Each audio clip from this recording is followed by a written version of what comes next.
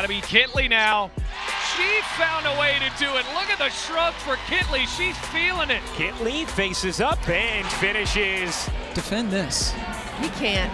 Amor going to her favorite target, Elizabeth Kitley. Hokies inbound, go to Kitley!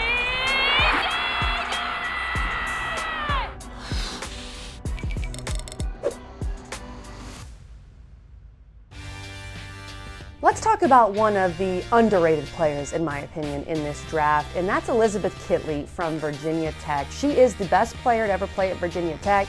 That is without a doubt sealed for her. And I think what she's done over the past 4 years in college basketball is she has been one of the best post players in the game for 4 years. Her consistency, her productivity are tremendous. She's one of the best players in ACC history. She's the ACC's all-time leading rebounder, and she is so skilled at 6'6". I think she can make an impact, and I would love to see a team use her skill set in the right way. So let's talk about those skills and the things that she does tremendously well. Her fadeaway, it's very Dirk Nowitzki-esque, so wait for that. It's going to be fun to watch. Scoring at the rim, pick and roll and pick and pop.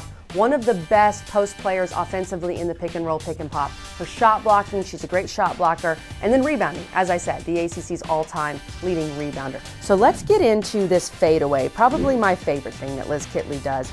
At 6'6", if you're fading away and you make that consistently, it's unguardable. This is against Virginia. Cam Taylor, a really good defender in the ACC. And watch the beating she takes. The double team comes, and she has her footwork set. She's so good with her footwork, creates an open look by getting away from the defense and fading away, knocks that shot down so regularly. Here's another example of the fadeaway.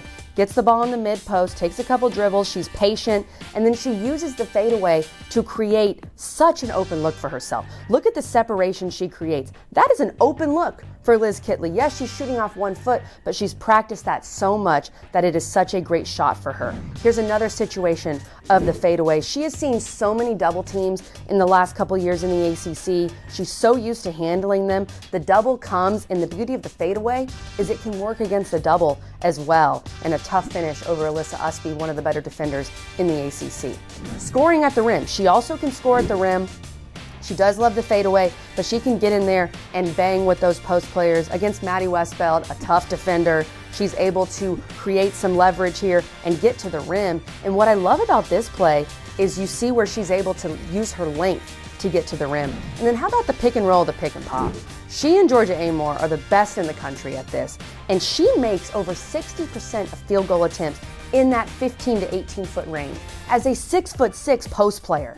That is incredible. I think she's one of the best jump shooting post players to ever play women's college basketball. Her stroke is so pure, and she can knock it down. Here's another example. Georgia Amor gets trapped on this pick and roll. Liz Kitley pops, and she knocks that one down. Her jump shooting ability, I think, is unparalleled in this draft as a post player, and you can use that in the pick and pop. It is so lethal.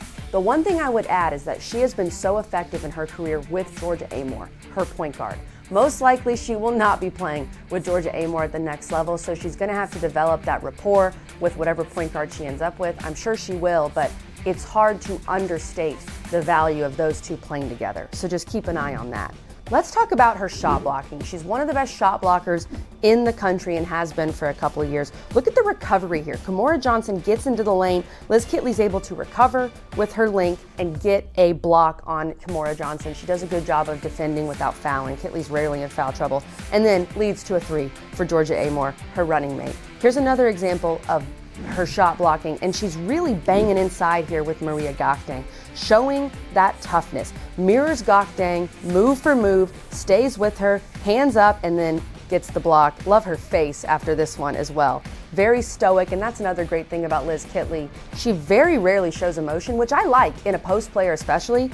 Never gets too high, never gets too low, always locked in. From a rebounding standpoint, the ACC's all-time leading rebounder. She can give you 12 boards, and you'll blink and you'll think, how does she have 12 boards? That's what she does. Great job of getting position here for the offensive rebound, boxing out this Boston College player, going up and getting it, using that power dribble and back up for the easy two, and great recognition of rebounding off of missed threes. How about this one too? Great position inside, 3 NC State defenders around her. She's able to grab that ball, go back up with it, and be patient and draw the foul. And she's also an excellent foul shooter. Patience for her, goes back up, gets the bucket at NC State.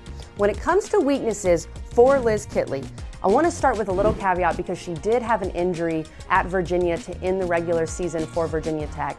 I think this injury, unfortunately, could affect her stock. And then the other thing to keep an eye on for Liz Kitley from a weakness perspective is perimeter defense. That's one of the biggest adjustments. I hear it all the time from former WNBA players that I work with at ESPN. For post players, the biggest adjustment is being able to defend in the pick and roll. Teams are going to bring you out in the pick and roll as the big post player and see if you can stay in front of a smaller guard if they switch or they hedge. So that's something that Liz Kitley does have to work on. You see this play here, she actually ends up getting the block on this play, but she's got to be in more of a defensive stance to guard Sid Berry, who's outside the three-point line, and a WNBA player is going to get by her and get to the rim quicker than that. So I know she gets the block in that situation, but she's got to be able to get in more of a stance, stay in front of some of smaller players that she's going to have to guard on the perimeter. But overall, I think Liz Kitley is going to make some team very happy. There are some questions with the injury, some questions with some defense, and I understand that, but she is so skilled at the post position, and to me, the best jump shooting post player that we have seen in some time. I'm talking a pure 5 player who can really shoot the rock. So she's worth a first-round pick in my estimation. I'm excited to see how teams use her skill set at the next level.